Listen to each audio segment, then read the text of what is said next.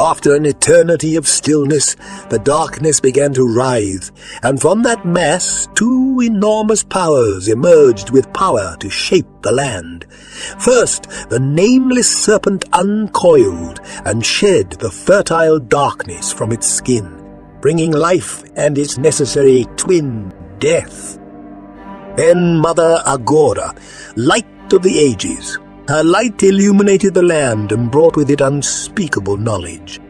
The 2 preside above all, but were long gone before the first temples were built and wars were fought in their name. In the time since, there have been 18 cycles of turmoil, each defined by a godlike entity harnessing the power of the 2. 17 gods presided over each of their cycles until the 18th, when this power was split across the 6,666 souls of the pilgrim. The 18th cycle is where we live in the story of WAGDIE. The characters of Lorn are from the 12th cycle, the cycle of Detriti, the Swamp Witch. Her time was defined by rampant creation as the fetid waters of the swamp surged and stretched far beyond their borders and brought fecundity to the land.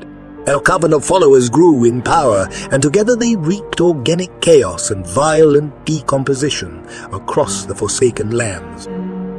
After some time, Detriti recognized an evil within herself that she could not control. The desire for destruction was outweighing her powers of creation, and so together with her coven they performed a ritual to excise this malignant growth. But the process stripped Detriti of her skin, and the malignancy became the crow, a power that could not be subdued. Thus, Detriti's dominion ended, and there came the chaotic 13th cycle, the cycle of the crow. But a book was created in secret by Detriti and her coven, the Book of Lorn.